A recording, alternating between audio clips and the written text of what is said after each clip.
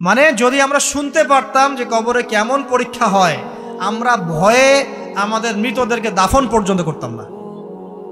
এটা নবীজি বলছেন সাল্লাল্লাহু আলাইহি ওয়াসাল্লাম। তারপরেও তারা আসবেন, চোখগুলো হবে নীল এবং কালো বর্ণ, নীলাপ চোখের কালো। মুনকার নাকি উঠে বসিয়ে দেওয়া হবে।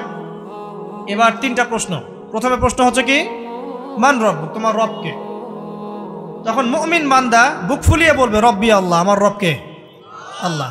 পৃথিবীতে যে ব্যক্তি আল্লাহর সাথে শিরিক করে নাই, আল্লাহর তাওহীদের উপর থেকেছে এবং তার উপরে মৃত্যুবরণ করেছে, ইনশাআল্লাহ সে ব্যক্তি এর উত্তর নির্দ্বিধায় দিতে পারবে ইনশাআল্লাহ। আর দুনিয়াতে যে বা যারাই আল্লাহর সাথে শিরিক করবে, আল্লাহর সাথে শিরকের পাপে লিপ্ত হবে, ওই অবস্থায় মারা যাবে, তাওহীদের উপর থাকবে না, কোশ্চিন কালেও মান রব্বুক উত্তর দিতে পারবে না। তারপরে প্রশ্ন হয়ে যাবে মা দিনুক, তোমার দিন কি ছিল? মুমিন বান্দা উত্তর দিবে কি, দিন ইয়ান ইসলাম, আমার দিন ছিল ইসলাম। এখানে শুনে রাখেন, পৃথিবীতে যারা ইসলামকে পরিপূর্ণরূপে পালন করবে তারাই এই উত্তর দিতে পারবে ইনশাআল্লাহ।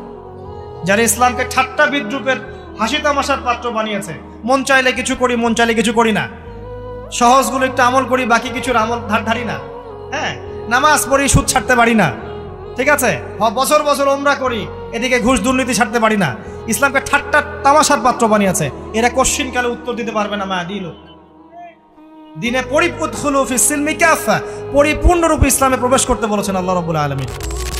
যারা পরিপূর্ণরূপে ইসলামে প্রবেশ করবে এবং ইসলামের প্রতিটা মৌলিক বিধান মেনে চলবে, ইনশাআল্লাহ তারা এর উত্তর দিতে পারবে। এরপরে আসবে তৃতীয় প্রশ্ন। নবী সাল্লাল্লাহু আলাইহি ওয়াসাল্লামকে দেখানো হবে।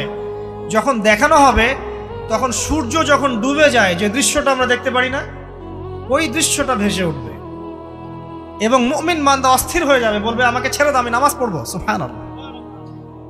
কারণ তার কাছে মনে হবে যে আসরের ওয়াক্ত হয়ে গেছে, আসরের ওয়াক্ত হয়ে গেছে, আসরের ওয়াক্ত চলে যাচ্ছে, আমাকে নামাজ পড়তে হবে। চিন্তা করেছেন? ওই যে একটা হাদিস আছে না, যে 7 শ্রেণীর মানুষকে আল্লাহ রাব্বুল আলামিন আরশের ছায়া দিবেন, তার মধ্যে এক শ্রেণীর মানুষকে যার অন্তর মসজিদের সাথে ঝুলে থাকে, তার মন মসজিদের সাথে ঝুলেছিল, এই সূর্য ডুবে গেল বলে আমাকে ছেড়ে দাও, আমি নামাজ পড়তে যাব। তখন ফেরেশতারা বলবেন তোমাকে নামাজ পড়তে দেয়া হবে, তবে তার আগে তুমি এর উত্তর দাও। কি উত্তর? এই ব্যক্তির দিকে তাকাও। তখন নবী সাল্লাল্লাহু আলাইহি ওয়াসাল্লামকে দেখানো হবে, সাল্লাল্লাহু আলাইহি ওয়াসাল্লাম দরুদ পড়বেন, বলা হবে যে এই ব্যক্তির সম্পর্কে তোমার কি ধারণা? মান হাযা রাজুলু বুইসা ফীকুম, এই ব্যক্তি কে, যাকে তোমাদের কাছে পাঠানো হয়েছিল? মুমিন ব্যক্তি নির্দ্বিধায় বলে দিবে যে তিনি হচ্ছেন আমার নবী মুহাম্মদুর রাসূলুল্লাহ সাল্লাল্লাহু আলাইহি ওয়াসাল্লাম। দেখুন, পৃথিবীতে যে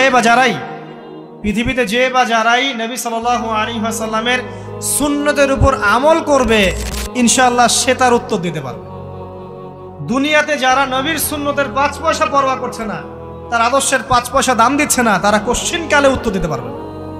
নাম হতে পারে আব্দুর রহমান, আব্দুর রহিম, নবীর সুন্নতের ধার ধারে না, তারা উত্তর দিতে পারবে না। নবীর সুন্নতের গুরুত্ব কত গভীর, এটা আমাদেরকে এখান থেকে বুঝতে হবে।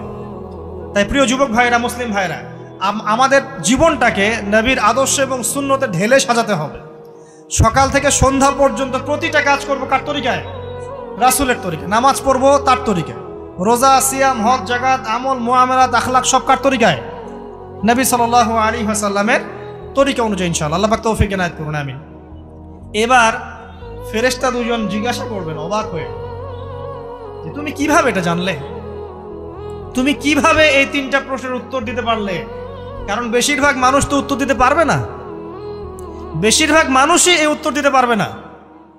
কারণ কিয়ামতের মাঠে 1999 জন মানুষ জাহান্নামে যাবে, নাউজুবিল্লাহ। তো এটা কঠিন পরীক্ষা। আল্লাহ রাসূল সাল্লাল্লাহু আলাইহি ওয়াসাল্লাম বলেছেন যে নিশ্চয়ই তোমাদেরকে এখানে পরীক্ষায় ফেলা হবে, আর তোমরা যদি এই পরীক্ষা জেনে তোমাদের মৃতদেরকে দাফন করা থেকে বিরত না থাকতে, তাহলে আমি তোমাদেরকে শুনিয়ে দিতাম কবরে কেমন পরীক্ষা হয়। মানে যদি আমরা শুনতে পারতাম যে কবরে কেমন পরীক্ষা হয়, আমরা ভয়ে আমাদের মৃতদেরকে দাফন পর্যন্ত করতাম না। এটা নবীজি বলছেন সাল্লাল্লাহু আলাইহি ওয়াসাল্লাম। তাকে জিজ্ঞাসা করা হবে যে তুমি কিভাবে জানলে এটা? বেশিরভাগ মানুষ তো পারে না উত্তর দিতে। তখন সেই ব্যক্তি বলে বসবে, সেই ব্যক্তি বলবে যে করাতু কিতাব আল্লাহ, আমি আল্লাহর কিতাব এই কোরআন পড়েছি। মুমিন বলবে আমি আল্লাহর কোরআন পড়েছি, ফাআমানতু বিহি, আমি এর উপর ঈমান এনেছিলাম, ওয়া সাদ্দাকতু, এবং সত্যায়ন করেছিলাম। সুবহানাল্লাহ।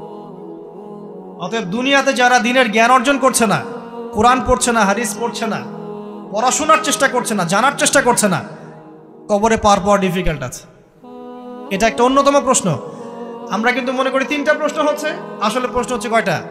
4টা। 3টার পরে আরো একটা এক্সট্রা। কিভাবে জানলে? তখন উত্তর দিচ্ছে আমি আল্লাহর কিতাব পড়েছি, ঈমান এনেছি, সত্যায়ন করেছি। সুবহানাল্লাহ।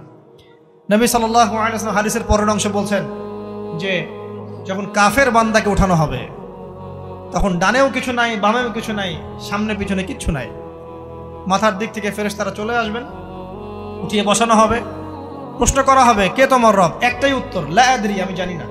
নাউযুবিল্লাহ। কি তোমার দিন? লা আদরি, আমি জানি না। এই যে আল্লাহর তো খবর নাই, আল্লাহ পাকের বিধান মেনে চলার কোনো খবরই নাই, পরোয়াই নাই। সে জানবে কিভাবে ইসলাম কি জিনিস? সে জানবে কিভাবে আল্লাহ কি জিনিস? ও তো আল্লাহকে চিনেই না। দিব্যি বলে বেড়াচ্ছে মহাবিশ্ব সৃষ্টি হয়েছে বিগ ব্যাং থেকে, আল্লাহ বলে কেউ নাই। মানুষ সৃষ্টি হয়েছে বান্দর থেকে, নাউযুবিল্লাহ। মানুষ তো আল্লাহকে চিনছে না। এখনো মানুষ মনে করছে যে আল্লাহ বলতে কেউ নাই। এবং এই মুক্ত চিন্তার নামে, বাক স্বাধীনতার নামে নাস্তিকতার যে চর্চাটা বেড়েছে বাংলায়, এটা আশঙ্কাজনক। বড় বড় বিশ্ববিদ্যালয় থেকে পড়ে আসছে, অনেক সময় দেখলাম বড় বিশ্ববিদ্যালয়ের প্রফেসর, সে বলছে যে মহাবিশ্ব বিগ ব্যাং দিয়ে সৃষ্টি হয়েছে, সৃষ্টিকর্তা নাই এখানে। তো মুসলিম বিজ্ঞানীর একটা কথা বলতেন যে মানুষ বিজ্ঞান সম্পর্কে অল্প জানলে নাস্তিক হয়ে যায়, আর অনেক গভীর জ্ঞান অর্জন করলে আল্লাহর কাছে আত্মসমর্পণ করে। খেয়াল করে দেখবেন ডক্টর, ইঞ্জিনিয়ার যারা বড় বড় লেভেলে চলে গেছেন, অনেক সিনিয়র, তারা কিন্তু বেশিরভাগ নামাজি দেখবেন, নামাজ পড়ে, দান সদকা করে, সমাজ কল্যাণমূলক কাজ করে। তারা কিন্তু রোগীর সেবা করতে গেলেও বলে যে নামাজ পড়িয়েন, রোজা রাখিয়েন, তারা কিন্তু বলে। অনেক ডক্টর আমি দেখেছি যারা যত বেশি গবেষণা করে তারা তত বেশি আস্তিক হয়ে যায়, আর টুটাফাটা গবেষণা করলে নাস্তিক হয়ে যাবে। কত প্রশ্ন, ইসলামের এটা কেন, ওইটা কেন, ইসলামে বহুবিবাহ কেন, হ্যাঁ, ইসলামে কি পর্দার বিধান কেন, তারপর ইসলামে এত রেস্ট্রিকশনস, এত বাইন্ডিংস কেন, হ্যাঁ, স্বাধীনতা নাই কেন, কত প্রশ্ন। ইসলামের এগেইনস্টে কত তীর এখন ছোড়া হচ্ছে। তো এই ব্যক্তি কেমন করে উত্তর দিবে যে মাহদিনুক, তোমার দিন কি? আল্লাহর দিকে কত প্রশ্ন ছোড়া হচ্ছে, কত শিরকের পাপ আমরা করছি, অনেক সময় মুসলিম হয়েও শিরকের পাপ করছি। কিভাবে উত্তর দিবে? মান রব্বুক। 3 নাম্বার প্রশ্ন যখন করা হবে, এই ব্যক্তিকে দেখো দেখি, সে বলবে যে আমি জানি না এই ব্যক্তিকে, তবে শুনেছিলাম, মানুষের মুখে শুনেছিলাম, মানুষ যা বলতো আমি তাই বলতাম। মানে সে রাসূল সাল্লাল্লাহু আলাইহি ওয়াসাল্লামের নাম শুনেছিল হয়তোবা, কিন্তু তার সুন্নত বা আদর্শ কখনো মেনে চলে নাই, পারল না। এবার জান্নাতি ব্যক্তি হলে কি হতো? ওই যে সূর্য ডুবছিল যেখানে, তার দৃষ্টির সীমা পর্যন্ত কবরকে প্রশস্ত করে দেওয়া হতো, এবং জান্নাতের একটা দরজা তার কবরে খুলে দেওয়া হতো। এটা কিভাবে করা হবে সেটা আল্লাহ পাক জানেন, এটার ব্যাখ্যা করার জ্ঞান আল্লাহ আমাদেরকে দেন নাই। যেই মানুষের ক্ষুদ্র জ্ঞানে মানুষ ব্যাকটেরিয়া, ভাইরাস নিয়ে গবেষণা করতে হিমশিম খেয়ে যায়, সে মহাবিশ্বের স্রষ্টা নিয়ে কিভাবে গবেষণা করে? আল্লাহ পাকের অসীম জ্ঞানের সামনে আমার জ্ঞান কি? খুবই ক্ষুদ্র। হাদিসে এসেছে বুখারী শরীফের মধ্যে যে একটা মহাসমুদ্রের মধ্যে যদি একটা পাখি 1 ফোঁটা পানি উঠিয়ে নিয়ে যায়, ওই 1 ফোঁটা পানি হচ্ছে মহাবিশ্বের জ্ঞান, আর বাকি পুরো মহাসাগর হচ্ছে আল্লাহ পাকের জ্ঞান। তো আমরা এই ক্ষুদ্র জ্ঞানের মানুষ হয়ে আল্লাহর জ্ঞানকে কেমন করে পেনিট্রেট করতে পারি? তো আল্লাহ পাক জান্নাতের দরজাগুলো খুলে দিবেন, একটা দরজা খুলে দিবেন, সেখান থেকে বাতাস আসবে, জান্নাতের নাজ নেয়ামত উপভোগ করতে থাকবে, এবং তার রূহটাকে সবুজ রঙের পাখির আকৃতিতে জান্নাতে রেখে দেওয়া হবে। ইল্লিন মানে ওখানে জান্নাতের নিয়ামত সে পাবে। এটাকে বলা হয় দারুল বারজাখ বা বারজাখের জীবন। জীবন অনেকগুলো, একটা ছিল রুহের জগৎ। রুহের জগতে আমরা সবাই ছিলাম। শোনেন, রুহের জগতে যার সাথে যার বন্ধুত্ব, ভালোবাসা গভীর ছিল, দুনিয়াতে তার সাথে তার ভালোবাসা বেশি। এটা হয়তো জানেন না, জানতেন হাদিসটা? রুহের জগতে যদি কখনো আপনার সাথে আমার দেখা হয়ে থাকে, দুনিয়াতে আপনার সাথে আমার দেখা হবে ইনশাআল্লাহ। রুহের জগতে যদি আপনার আমার মধ্যে ঘনিষ্ঠ ভালোবাসা থেকে থাকে, এখানেও ভালোবাসা হয়ে যাবে ইনশাআল্লাহ। এটা বলে আমি আবার তোমাদের বয়ফ্রেন্ড গার্লফ্রেন্ড ভালোবাসা বুঝাই নাই, ওই ভালোবাসার কথা বলি নাই। আবার রুহের জগতে বিদ্বেষ, এখানেও দেখবেন বিদ্বেষ। ওটা একটা জগৎ ছিল যেখানে আল্লাহ পাক সমস্ত আদম সন্তানকে সৃষ্টি করে তাদের রুহটাকে রেখেছিলেন এবং ওয়াদা নিয়েছেন।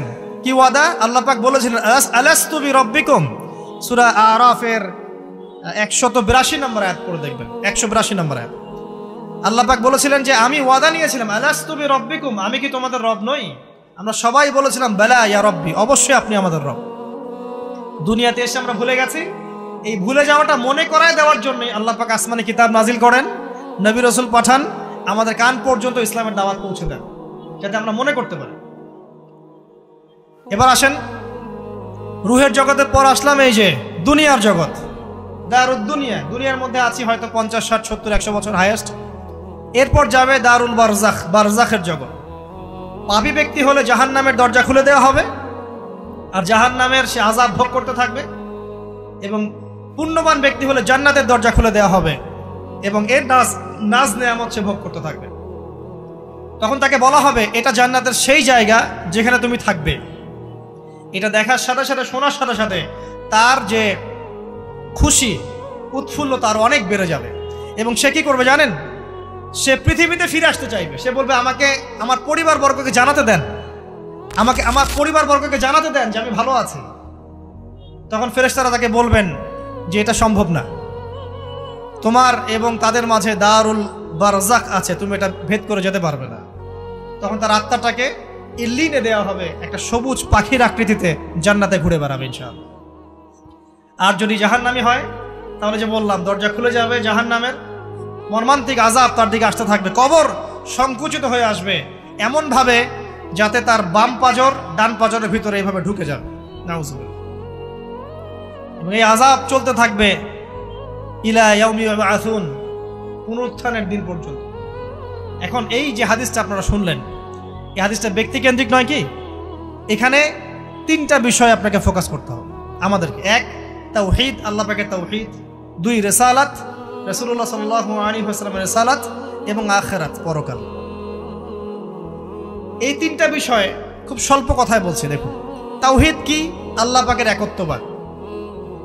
এক আল্লাহকে আপনি সৃষ্টিকর্তা মানবেন, রিজিক দাতা মানবেন, পালন কর্তা মানবেন, সন্তান দাতা, ভালো মন্দের মালিক, সমস্ত কিছুর মালিক কে? আল্লাহ। আল্লাহ আল্লাহ আমাকে বাঁচিয়ে রেখেছেন, আল্লাহ আমাকে মৃত্যু দিবেন, আল্লাহ আমাকে রিজিক দেন, আল্লাহ আমাকে সন্তান দিবেন, আল্লাহ আমার ভালোর মালিক, আল্লাহ মন্দের মালিক, আল্লাহ সমস্ত কিছুর মালিক। এই কনসেপ্ট পরিষ্কার থাকবে, লা ইলাহা ইল্লাল্লাহ পরিষ্কার থাকবে। সমস্ত বিষয় কার পক্ষ থেকে? আল্লাহর পক্ষ থেকে। এই তাওহীদ, শর্ট সংক্ষিপ্ত কথায় বললাম তাওহীদ। এর মধ্যে 3টা ক্লাসিফিকেশন আছে, রুবুবিয়্যাত, উলুহিয়্যাত, আসমা ও সিফাত।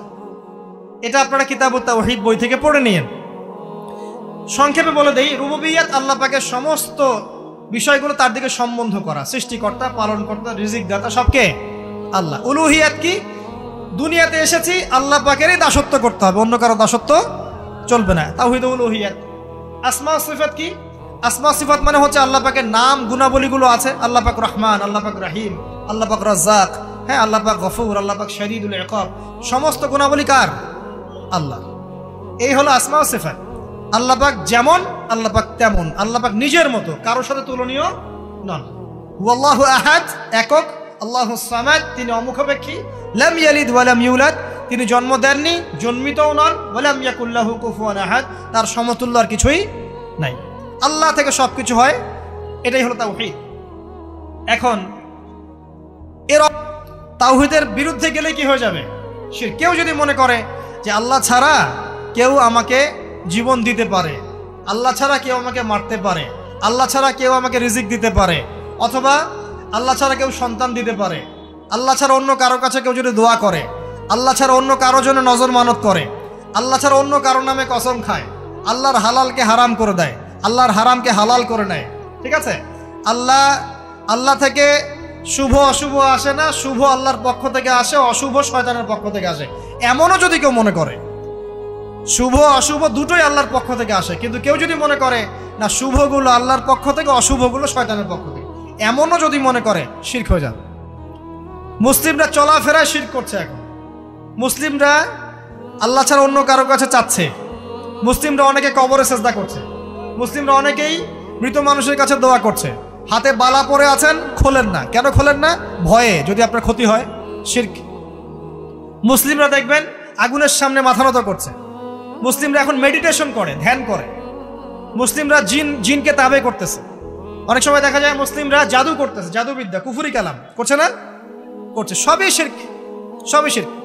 মুসলিমরা দেখবেন আল্লাহর হালাল যেগুলো আছে এগুলোকে হারাম করে ফেলছে, আবার অনেক সময় আল্লাহর হারামগুলোকে হালাল করে নিচ্ছে। সুদ কি ভাই? এখানে ফরজ, হালাল করে নেওয়া হয়েছে। মদ কি? তোমাদের কাছে তো ওয়াজিব, না খাইলে ঘুম হয় না। তো এই যে আল্লাহ হারামগুলোকে কি করছি আমরা? হালাল করে ফেলছি, এটাও শিরক, কুফরি একটা। তো এক কথায় তাওহীদের উপর যারা থাকবে মান রব্বক উত্তর দিতে পারবে ইনশাআল্লাহ। যারা শিরক করে ফেলবে ওই অবস্থায় মারা যাবে, মান রব্বক উত্তর দিতে পারবে না। আমার কথা কি বোঝা যাচ্ছে? আমি সহজ করার চেষ্টা করছি কিন্তু হয়তো পারছি না, এটা আমার ব্যর্থতা। এক কথায় যদি আমরা কবরের প্রথম প্রশ্নের উত্তর দিতে চাই তাহলে আমাদেরকে অবশ্যই তাওহীদের উপর থাকতে হবে, শিরকে যাওয়া যাবে না। প্রিয় ভাইরা, শিরকের পাপ থেকে আজকে তওবা করে ফেলবেন। আল্লাহ জেনে না জেনে জীবনে যত শিরক করেছে আল্লাহ মাফ করে দাও, আমিন। এবং আগামী দিনগুলোতে শিরকের পাপে লিপ্ত হয় না। প্রিয় ভাইরা, যদি আপনার আমল নামায় আসমান জমিন সমানও পাপ থাকে, শিরকের পাপটুকু না থাকে, আল্লাহ পাক আপনার পুরো পাপ মাফ করতে পারবেন ইনশাআল্লাহ। আল্লাহ পাক বলেছেন মেরাজের রাতে নবী সাল্লাল্লাহু আলাইহি ওয়াসাল্লামকে আরশে আজিমের কাছে উঠিয়ে নিয়ে আল্লাহ পাক 3টা ওহী করেছেন। কয়টা ওহী? একটা ছিল 5 ওয়াক্ত নামাজ, ঠিক আছে? 2টা হচ্ছে 2 নাম্বার হচ্ছে সূরা বাকারার শেষের 3টা আয়াত।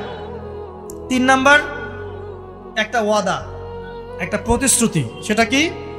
হে মুহাম্মদ সাল্লাল্লাহু আলাইহি ওয়াসাল্লাম, তোমার উম্মতের মধ্যে কেউ যদি আসমান জমিন সমান পাপ নিয়ে আমার সামনে হাজির হয় কিন্তু আমার সাথে কাউকে শরিক না করে, শিরক না করে, তাহলে আমি আল্লাহ তার সামনে আসমান জমিন সমান ক্ষমা নিয়ে হাজির হব, মানে মাফ করে দেওয়া হবে ইনশাআল্লাহ। অতএব শিরকের পাপে যায় না, ইনশাআল্লাহ জান্নাতে যাওয়া যাবে। যে ব্যক্তি মন থেকে একবার লা ইলাহা ইল্লাল্লাহ পড়েছে, সমস্ত বিষয় আল্লাহর দিকে সুপর্দ করে, তার অন্যান্য অনেক পাপ থাকতে পারে, আল্লাহ পাক চাইলে সব পাপ মাফ করতে পারেন। অতএব মান রব্বক উত্তর দিতে চাইলে শিরকের পাপে যাওয়া যাবে? যাবে না। আধুনিক শিরকের মধ্যে সবচেয়ে ভয়ঙ্করটা হচ্ছে এটা যে আমরা আল্লাহর হালালকে হারাম করে নিচ্ছি, হারামকে আবার হালাল করে ফেলছি। এখানে যায় না। সব কিছু আল্লাহ থেকে আসে, দোয়া আল্লাহর জন্য করবেন, নামাজ আল্লাহর জন্যে, সব কিছু ইবাদত আল্লাহর জন্য, দ্বীনি ইলম অর্জন আল্লাহর জন্য। প্রতিটা কাজের করার আগে নিয়াত ফিক্স করবেন, কেন করব? পরকালীন স্বার্থ থাকলে করব, না হলে করব না। কেন তুমি টিকটকে যাবা না? কারণ পরকালীন কোনো স্বার্থ নাই। কেন তুমি ফ্রি মিক্সিং অ্যাফেয়ার্সে যাবা না? কারণ পরকালীন কোনো স্বার্থ নাই। কেন মদ খাবা না? পরকালীন কোনো স্বার্থ নাই। কেন মিউজিকে যাচ্ছ না? কারণ পরকালীন কোনো স্বার্থ নাই। কেন তুমি এই যে সুদ খাবা না? কারণ পরকালীন কোনো স্বার্থ নাই। যে কাজে পরকালীন কোনো স্বার্থ নাই সে কাজে কোনো মুমিন মুসলিম নাই। কেন নামাজ পড়বো? কারণ পরকালীন স্বার্থ আছে। কেন রোজা রাখবো? পরকালীন স্বার্থ আছে। কেন আমি হালাল বিয়ে করব, হারাম জেনায় যাব না? পরকালের স্বার্থ আছে।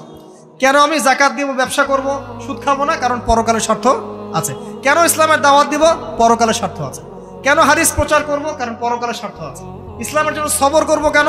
পরকালের স্বার্থ আছে। পরকালের স্বার্থ যেখানে, মুসলিম সেখানে। পরকালীন স্বার্থ নাই, আমরা নাই। প্রত্যেকটা কাজ করার আগে নিয়তটা ফিক্স করতে হবে, পরকালের কোনো স্বার্থ আছে? যদি বলে হ্যাঁ আছে, তাহলে করবে। স্বার্থ নাই, আমি নাই। কোনো ফুজুল কি বাত বা ফাহেসা কোনো কাজ, এসব কাজে আমরা নাই, বিকজ এগুলোতে কোনো পরকালীন স্বার্থ নাই। ব্যাস, আমাদের জীবনের প্রতিটা মোমেন্ট, প্রতিটা সেকেন্ড আল্লাহর দেয়া দান।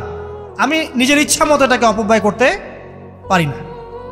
হ্যাঁ, আপনি মিউজিক শুনতে চান, আপনি সং পছন্দ করেন, আপনি নাশিদ শোনেন, ইসলামিক নাশিদ শোনেন, ওখানে আপনার ঈমান একটু দীপ্ত হবে, পরকালীন স্বার্থ আছে। আপনি নিজের যৌন চাহিদাকে দমন করতে পারছেন না, হালালভাবে বিয়ে করে নেন। বিয়ে করার পর আপনি যত ইচ্ছা স্ত্রীকে মহব্বত করেন, প্রত্যেকটা মহব্বতে নেকি পাবেন। এমনকি স্ত্রীর দিকে নেক নজরে তাকাবেন, তাতেও নাকি। তার মুখে খাবার তুলে দেবেন, তাতেও নাকি। তার হাত ধরে হাঁটবেন, তাতেও নাকি। তাকে নিয়ে রাত্রে চাঁদ দেখবেন, তাতেও নাকি। আপনি আপনার নিয়তটাকে চেঞ্জ করেন, কাজের ডাইরেকশন চেঞ্জ করেন। পরকালের স্বার্থ থাকলে করবো, না হলে করবো না। আপনি পছন্দ করেন ঘুরে বেড়াতে, আল্লাহর দ্বীনের দায়ী হয়ে ঘুরে বেড়ান না, সমস্যা কি?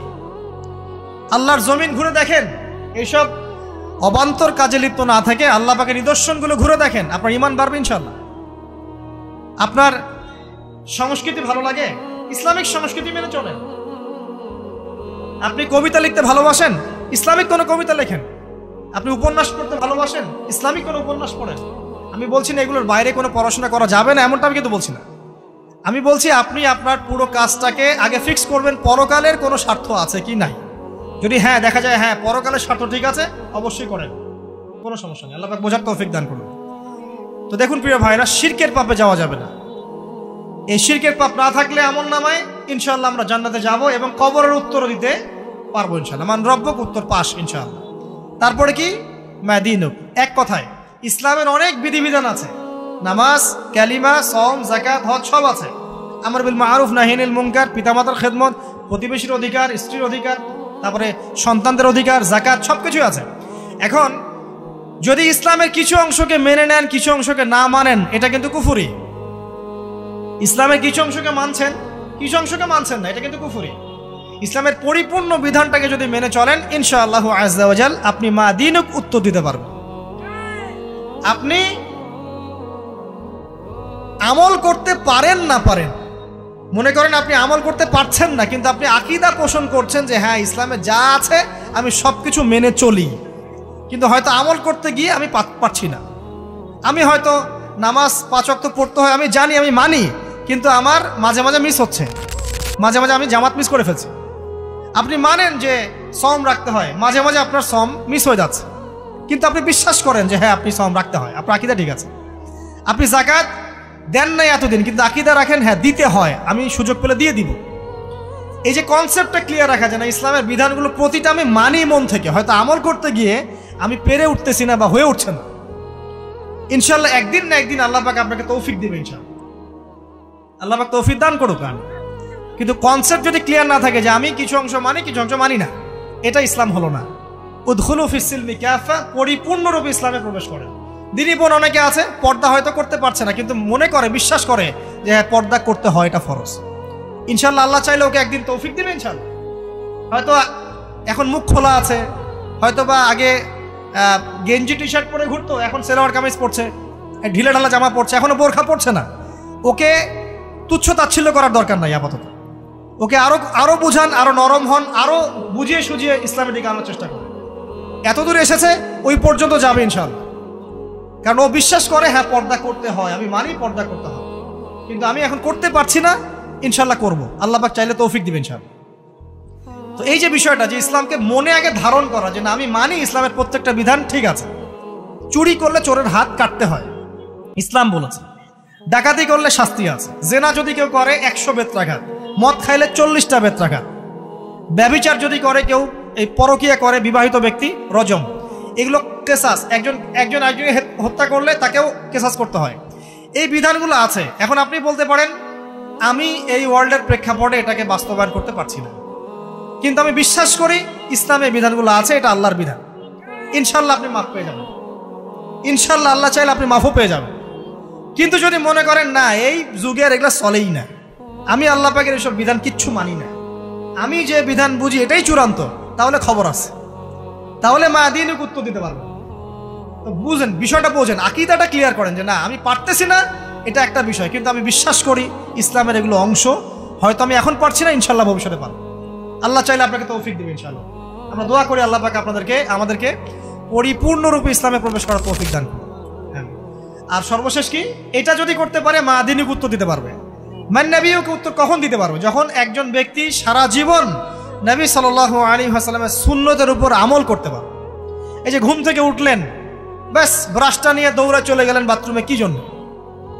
ঘুম থেকে উঠলেন, আগে চোখটা একটু ঘষতে হবে, মুখে হাত দিতে হবে, তারপরে আপনি দোয়া পড়বেন।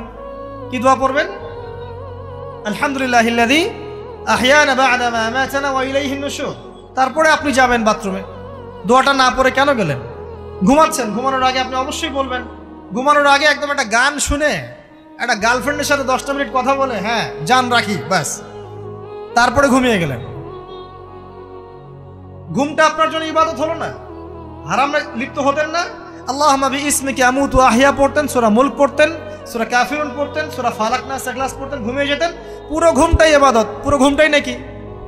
ঘুমিয়ে আছেন নাকি পাচ্ছেন? আপনি ইচ্ছাকৃতভাবে আপনার আমলটা নষ্ট করলেন। ইস্তেঞ্জা করতে গেছেন, ইস্তেঞ্জা করতে গিয়ে গান শুরু করে দিল বাথরুমে। বাথরুম সিঙ্গার আছে না কিছু? বাথরুমে গান গাওয়ার জায়গা নাকি? তো ওখানে গান শুরু করলো। বাথরুমে গান গাবেন কেন? আপনি ঢোকার সময় বলবেন কি, বিসমিল্লাহ আল্লাহুম্মা ইন্নী আউযু বিকা মিনাল খুবসি ওয়াল খাবাইস। এরপর ইস্তেঞ্জা করবেন, তারপরে আপনি গুফরানাকা বলে বের হয়ে আসবেন। পুরো ইস্তেঞ্জার সময়টুকু নাকি। নামাজ পড়তে দাঁড়িয়েছেন, এখানে রিয়া কোনো লৌকিকতা থাকবে না, লোকজন আমাকে দেখছে আমি ভালো করে নামাজ পড়ি, এমন থাকবে না। নামাজে দাঁড়িয়েছেন আল্লাহর জন্য খালেস। এখন আল্লাহ আপনার মাঝখানে আর কেউ নাই, আল্লাহ আপনার মাঝখানে আর কেউ নাই। এমনকি যা ইচ্ছা তাই নামাজ পড়বেন। একদল বের হয়েছে, এখন দেখি 2 ওয়াক্ত নামাজ পড়ে। তাদের বক্তব্য হচ্ছে যে 5 ওয়াক্ত নামাজ নাকি কোরআনে নাই, আর ওরা খালি কোরআন মানে হাদিস নাকি মানে না। কত যে ফেরকা এখন বের হয়েছে আল্লাহ ভালো জানে। তো 5 ওয়াক্ত নামাজ কোরআনে নাই বলে, সুবহানাল্লাহ। তো 2 ওয়াক্ত নামাজ পড়ে। এখন নামাজ কি মন গরম ভাবে পড়লেই হবে? ফজরের নামাজে দাঁড়িয়েছেন, ফজর নামাজ কয় রাকাত? 2 রাকাত। এখন আমি যদি বলি নামাজ তো ভালো কাজ, 2-এর জায়গায় 4 পড়লে কি সমস্যা ফজরে? যদি এমনটা বলি হবে? কেন হবে না? কারণ নবী সাল্লাল্লাহু আলাইহি ওয়াসাল্লাম 2 পড়েছেন, আমাকে 2 পড়তে হবে। সিম্পল। 4 পড়লে আপনার নামাজ বাতিল। ফজরের নামাজ 4 রাকাত পড়লে নামাজ কি বাতিল হবে না? মাগরিবের নামাজে দাঁড়িয়েছেন, 3 রাকাত নামাজ। তখন আপনি মনে চিন্তা করছেন না 3-এর জায়গায় আমি 4 পড়বো, 5 পড়বো। নামাজ তো ভালো জিনিস, বেশি করলে কি সমস্যা? সবকিছু বেশি করতে হয় না। রাসূলুল্লাহ সাল্লাল্লাহু আলাইহি ওয়াসাল্লাম যা দিয়েছেন তাই করতে হয়। এর নাম সুন্নত। বাইরে গেলে হবে কি? বেদাত। প্রত্যেকটা কাজ খেয়াল করতে হবে। তো প্রত্যেকটা আমল এভাবে। নামাজ, এই যে রোজা রাখবেন, রমজান মাসে রোজা রাখলে এটা ফরজ। আর আপনি চিন্তা করেন রোজা তো ভালো জিনিস, আমি রমজানেও রাখবো, শাবান পুরো 2 মাসে রাখবো, হবে? দেখেন, নফল বিষয়টা আলাদা, আমি ফরজের কথা বলছি। কেউ যদি মনে করে ফরজ রোজা আমি 2 মাসে রাখবো, রমজানও রাখবো, শাবানও রাখবো, রোজা ভালো জিনিস করলে কি সমস্যা হবে? হবে না। এভাবেই হজ করতে হয় ওইখানে আরাফার মাঠে। আপনি মনে করেন কুড়িগ্রামে হজের একটা জায়গা বানাইলাম আমরা, মনে করেন কথার কথা। এমনও কিন্তু জায়গা আছে মানুষ অন্য জায়গায় হজ করে, কিন্তু আপনি ভাবছেন এমনি এমনি বলছি। এমন অনেক ফেরকা আছে মুসলিমদের মধ্যে, মুসলিম নামধারী, এগুলো মুসলিম না, হজেরও জায়গা বানাইছে আলাদা, ওখানে হজ করে, ওখানে তাওয়াফ করে। এখন হজ যেখানে করতে হবে ওখানে না করে যদি এখানে করি হবে?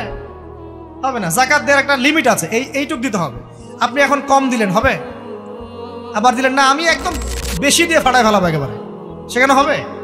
তো এই জিনিসগুলো খেয়াল রাখতে হবে যে আমাদের এক কথায় নবী সাল্লাল্লাহু আলাইহি ওয়াসাল্লামের সুন্নাহটা মেনে চল। আমলের ক্ষেত্রেও একইভাবে, আপনার অর্থনৈতিক জীবনেও। নামাজ, রোজা, হজ, জাকাত আপনার পারফেক্ট। এবার আপনি এসেছেন অর্থনীতির ক্ষেত্রে, এসে মাশাআল্লাহ দাড়ি টুপি জুব্বা নিয়ে মাপে কম দিচ্ছেন, চলবে? দাড়ি টুপি জুব্বা আছে, মানুষকে ঠকাচ্ছেন, মজুত করছেন, সিন্ডিকেট করছেন, অনেক সময় সরকারকে বিব্রত করে ফেলছেন, মাল মজুত করছেন, দাম বেড়ে যাচ্ছে, বিব্রত হচ্ছে সরকার, হবে? দাড়ি টুপি পাগড়ি জুব্বা পরে, ভিতরটা আগে। ইমান ভিতরে না থাকলে দাড়ি টুপি দিয়ে লাভ আছে? তাকওয়া ভিতরে না থাকলে আমার দাড়ি টুপি দিয়ে লাভ আছে? মুহসিন হতে হবে। সো ইকোনমিক সেকশনে গিয়েও নবীর আদর্শ ভুলে যাওয়া যাবে না, সেখানেও তার আদর্শ মেনে চলতে হবে। এভাবেই সমাজ জীবন, পরিবার, সর্বক্ষেত্রেই নবীর সুন্নাহ মেনে চললে পরে ওই ব্যক্তিকে উত্তর দেওয়া যাবে ইনশাআল্লাহ, তিনি আমাদের নবী মুহাম্মদ রাসূলুল্লাহ সাল্লাল্লাহু আলাইহি ওয়াসাল্লাম। সর্বশেষ গিয়ে বলা হবে কিভাবে জানলে? তখন উত্তর কি দিবে? মুমিন, আমি আল্লাহর কিতাব পড়েছি, ঈমান এনেছি, এরপরে আমি সত্যায়ন করেছি। তার মানে পড়াশোনা করতে হবে না ভাই? আল্লাহর কিতাব পড়তে হবে না? কারা কারা আল্লাহর কিতাব পড়তে জানেন হাত তোলেন। আলহামদুলিল্লাহ। আগামী রমাজান আসার আগেই পুরো কোরআন 1 খতম করবেন, পারা যাবে ইনশাআল্লাহ? এবং প্রত্যেক দিন আমাকে ওয়াদা করেন, প্রত্যেক দিন 1 পারা করে কোরআন তেলাওয়াত করব, পারবেন ইনশাআল্লাহ? না বলেন পারবো ইনশাআল্লাহ? পারবো ইনশাআল্লাহ। আল্লাহ পাক তৌফিক দান করুন, আমিন। কোরআন পড়তে হবে। শুধু কি জাস্ট তোতা পাখির মতো পড়েই যাবেন সারা জীবন? অর্থটা একটু বোঝার চেষ্টা করবেন না ভাই? করা উচিত না? করা উচিত। যদি আপনার সামর্থ্য থাকে আপনার অবশ্যই করা উচিত। সামর্থ্য নাই, বয়স হয়ে গেছে, পারেন না, সেটা আলাদা বিষয়। সামর্থ্য আছে আপনার অবশ্যই উচিত। আলহামদুলিল্লাহি রাব্বিল আলামিন মানে কি? আর রহমানির রহিম মানে কি? মালিকি ইয়াউমিদ্দিন বলছে, এটা মানে কি? ইয়াকা না'বুদু বলছি, ওয়া ইয়াকা নাস্তাঈন, এর অর্থ কি? ইহদিনাস সিরাতাল মুস্তাকিম মানে কি? সিরাতাল লাযীনা আন'আমতা আলাইহিম গায়রিল মাগদুবি আলাইহিম ওয়ালাদ-দালিন, কি অর্থ, কি বললাম? নামাজে এটার অর্থ জানলে মনোযোগ কি ডানে বামে যাবে? যাবে না ইনশাআল্লাহ। এই যে আল্লাহ পাক বলছেন, ইয়া আইয়ুহাল্লাযীনা আমানুত্তাকুল্লাহ, হে মুমিনগণ আল্লাহকে ভয় করো, হাক্কা তুকাতিহি ওয়া লা তামুতুন্না ইল্লা ওয়া আনতুম মুসলিমুন, তোমরা এমনভাবে আল্লাহকে ভয় করো, ভয় করার মতো ভয় করো এবং পরিপূর্ণ মুসলিম না হয়ে মৃত্যুবরণ করো না। এর অর্থটা জানলে ভালো লাগলো না? বুঝতে পারলাম না কোরআনটা? আল্লাহ বলছেন ওয়াদারু মা বাকিয়া মিনার রিবা, সুদের অবশিষ্ট অংশ ছেড়ে দাও। ওয়া ইল্লাম তাফআলু ফাআযানু বিহারবিন মিনাল্লাহি ওয়া রাসূলিহি, যদি না করো আল্লাহ এবং রাসূলের সাথে যুদ্ধের ঘোষণা শুনে রাখো। অর্থ জানলে হেদায়েত পাওয়া যায় না? অতএব অর্থটা জানার চেষ্টা করুন। আল্লাহ পাক তৌফিক ইনায়েত করুন। অর্থ বোঝার ক্ষেত্রে যদি কোনো প্রতিবন্ধকতা পান সামনে, আলেম ওলামার কাছে যাবেন, জিজ্ঞাসা করে অর্থ জেনে নেবেন। নিজে নিজে আবার মন করা ব্যাখ্যা করতে যায় না। কোরআন বুঝতে গেলে হাদিস লাগবে, হাদিসগুলো পড়তে হবে। হাদিসের কিছু বই কিনবেন, রিয়াদুস সালেহিন, ফয়জুল কালাম, এই যে আপনারা পড়েন, মুনতাখাব হাদিস পড়েন, ঠিক আছে, বুলুগুল মারাম মিন আদিল্লাতিল আহকাম, মিশকাতুল মাসাবি, এই বইগুলো বাসায় রাখবেন। এরপরে আস্তে আস্তে কিনবেন আবু দাউদ, তিরমিজি, নাসাই, এগুলো কিনবেন। পরে গিয়ে বুখারী মুসলিমের অনুবাদ কিনবেন, আগে কিনবেন না। এগুলো কঠিন হাদিস, এগুলো আগে পড়লে আপনি মাথাটা আপনার কিন্তু ঘুরতে থাকবে। আগে কি ক্লাস 8-এ পড়বেন না আগে এইচএসসি দিবেন? আগে ক্লাস 7-8 পার করে যান, তারপরে ওদিকে যান। আল্লাহ বোঝার তৌফিক দান করুন। প্রিয় ভাইরা, ইলম অর্জন করতে হবে। ইলম অর্জন করলে পরে আপনি তালেবে ইলম, তালেবে ইলমের পায়ের নিচে আল্লাহর ফেরেশতারা পাখা বিছিয়ে দিবে ইনশাআল্লাহ তাআলা। ইলম অর্জন করে আপনি যখন আলেম হবেন বা দ্বীনের জ্ঞান অর্জন করবেন, তখন আপনি দাওয়াতের কাজও করতে পারবেন। আপনার দাওয়াতে যত মানুষ ইসলামের দিকে আসবে সমস্ত নেকি আপনি পাবেন ইনশাআল্লাহ। এবং যখন আপনি আরো বড় আলেম হয়ে যাবেন, আল্লাহ তৌফিক দান করুন, তখন আসমানের যত মাখলুক এবং জমিনের যত মাখলুক, এমনকি গর্তের মধ্যে যে পিপিলিকা আছে সেগুলাও, এমনকি সাগরের নিচের মাছ আপনার জন্য ইস্তেগফার করবে, দোয়া করবে ইনশাআল্লাহ। আল্লাহ পাক আমাদের সবাইকে শিরক মুক্ত আমল করার তৌফিক দান করুন, আমিন। আল্লাহর তাওহীদের উপর থাকার তৌফিক দান করুন, আমিন। আল্লাহ পাক আমাদের সবাইকে দ্বীন ইসলাম পরিপূর্ণরূপে পালন করার তৌফিক দান করুন, নবী সাল্লাল্লাহু আলাইহি ওয়াসাল্লামের আদর্শ মেনে চলার তৌফিক দান করুন এবং দ্বীনের জ্ঞান অর্জন করার তৌফিক দান করুন। দুনিয়াতে আমরা যতদিন বেঁচে থাকবো ইসলামের উপর যেন বেঁচে থাকতে পারি এবং আমাদের মৌতের পর দারুল বারজাখ বা কবরের এই জিন্দেগি, আল্লাহ পাক আমাদেরকে এই ভয়াবহ ফিতনা থেকে, আযাব থেকে হেফাজত করুন, আমিন। সবাই একটা দোয়া পড়েন আমার সাথে, আল্লাহুম্মা ইন্না নাউযু বিকা মিন আযাবিল কবরি ওয়া আযাবি জাহান্নামা ওয়া মিন ফিতনাতিল মাহইয়া ওয়াল মামাত ওয়া মিন শাররি ফিতনাতিল মাসিহিদ দাজ্জাল। আল্লাহ রাব্বুল আলামিন আমাদের সবাইকে ইসলামের জন্য কবুল করুন, আমিন।